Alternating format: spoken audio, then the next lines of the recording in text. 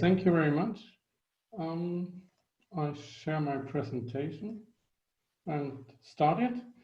Welcome everybody. My name is Tobias Köllner, and I'm looking at religion and politics in contemporary Russia. And I'm particularly interested in this relationship, and is this concept of Symphonia still relevant, and is it useful for analyzing what's going on the ground?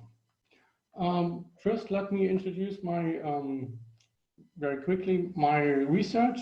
This talk is part of my habilitation research, which I finished in late 2019, and the book is forthcoming with Routledge very soon.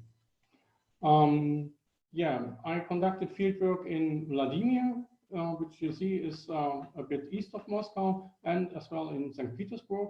But what I'm presenting today is basically from the town of Vladimir. I'm an anthropologist, and so I'm following such methodology like the ethnographic research cycle. You are very aware of this, I think. So it's a kind of iterative research process, and it takes some time before you collect your data, develop new questions, go back to the field, analyze the data, ask new questions, and go back to the field, and so on and so forth, before you come up with an ethnography in the end. What are the facts about this research? It was conducted between 2013 and 2016 with a research grant by the German Research Association, and I conducted a lot of participant observations and also interviews. And what was important for me was focus on the local level. So I was looking how religion and politics relate to one another in Vladimir, in the city of Vladimir, and in the region of Vladimir. Concept which was very important for me was the street level bureaucracy introduced by Michael Lipsky in 1980. And he is not looking at these figures like President Putin or Patriarch Kirill, but he has looked on office clerks, he has looked at policemen, at teachers, and he was interested how they realize such big concepts as state or church and things like this. He was not interested in church, but in state, and so I was applying this to contemporary Russia. And to sum these up, I would suggest this citation: history is not produced by the dramatic actions and postures of leaders, but by complex combinations of a large number of small actions by unimportant people. End of quotation. So, how do I perceive religion and politics in the Orthodox sphere? We have a number of approaches which are very common in the field. But most of these approaches are looking at the higher echelons of power, as is this President Putin or Patriarch Kirill.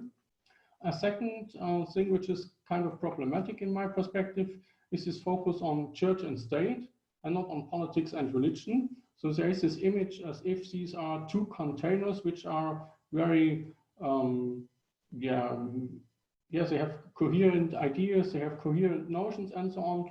But if you look at the wider field of politics and religion, it's getting more problematic and diverse.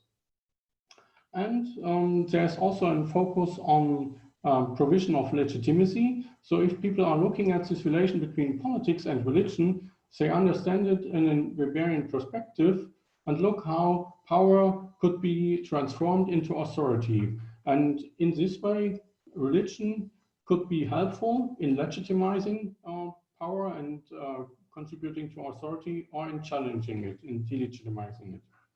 And now I come to two concepts, such as Caesaropapism and Symphonia, which were relevant in the analysis of Orthodox communities. Caesaropapism is an outside perspective which was introduced by Justus Henning Böhmer. This is a German Protestant theologian, and it's kind of outside perspective on how he perceives Eastern Christianity. And what he suggests is a clear dominance of politics in respect to religion, and religion in this case is understood as an instrument of politics. And there's no inside agenda of these religious groups, and so it's mainly their task is to legitimize what's going on in the political sphere. On the other hand, we have this idea of harmony, which is based on this Byzantine concept of Symphonia. This is kind of an inside response, an inside perspective, which was also in response to this idea of Caesaropapism. It suggests a harmonious cooperation between state and church, and kind of respect for the other sphere of the other partner. Unfortunately, this always has been kind of an ideal and never was used in practice. And in addition, it was due to change. So it was changing already in Byzantine times, and more so in later times, like under the Muslims and Ottoman Empire and so on. So the question is, what do I suggest instead? I developed this idea of entangled authorities. The idea behind is not to look at this interplay between Russian Orthodoxy and politics as purely legitimizing thing, as it is in Caesaropapism, and not to see it as a purely harmonious relationship. Instead, I suggest that we have almost two equal powers, at least on the local level, and this is on the one hand the state administration, and on the other it's the Russian Orthodoxy. And yeah, as I've said, on the local level there's no clear dominance of one sphere. There's many things going on, and so it's kind of, many things come together. It's not only about cooperation, it's also about competition, it's also about conflict, and a lot of unintended consequences which were never foreseen and which were not taken into account beforehand. And so I suggest this kind of entanglements, which is something very different, and delineated three forms of entanglement: ideological convergence, personal entanglements, institutional entanglements.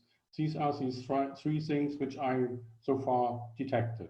And this helps me to assess Orthodox religion in its own right, as it has been stated by Christina Stöppel. Now let me turn to some insights, some ethnographic details, some pictures. One of these things which were important during my fieldwork is the introduction of religious education. Here you see a private Orthodox school, but it also has been introduced in state schools as a compulsory subject for fourth graders.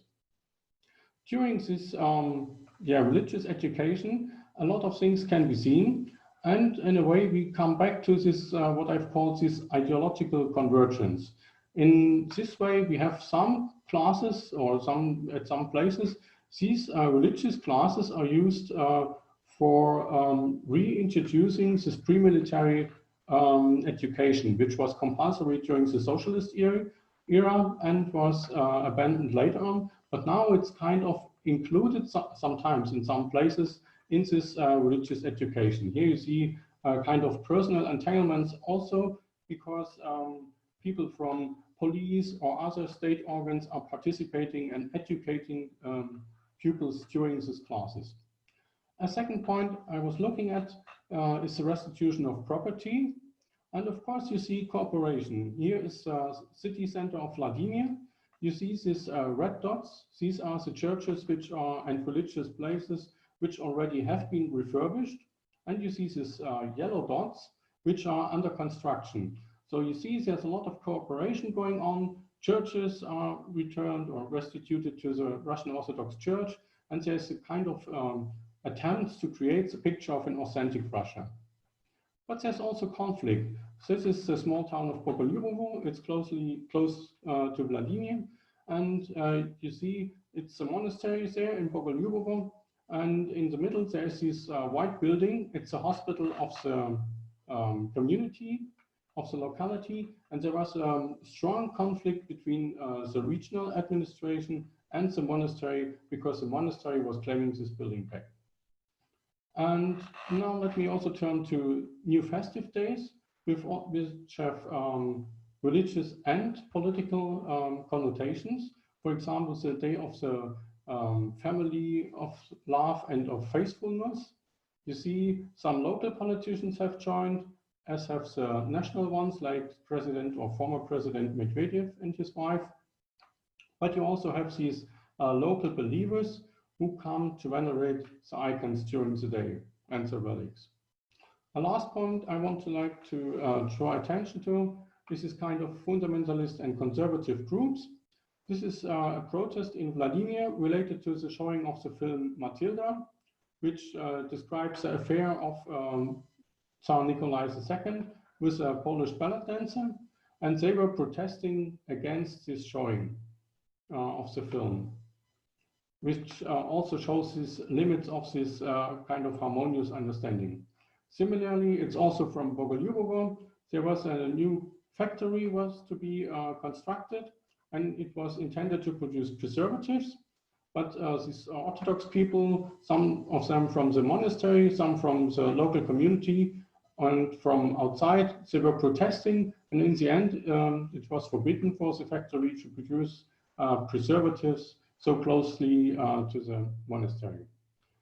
To sum my findings up, I think it's very important to look at the local level, because here you see things very different compared to the national level. And if you look at these developments on the local level, you see there's not only harmonious cooperation, as suggested in this Symphonia concept, which was kind of adapted several times, but nevertheless fits not very nicely. And so there is cooperation, conflict, competition, and a number of unintended results. So I suggest to use this idea of entanglement and to look how these people from the religious side and from the political side are relating one to the other. And so I see no successful implementation of a well thought out plan, but it's kind of messy thing which is going on and very difficult to grasp.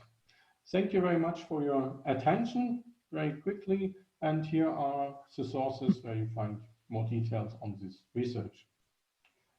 Thank you very much.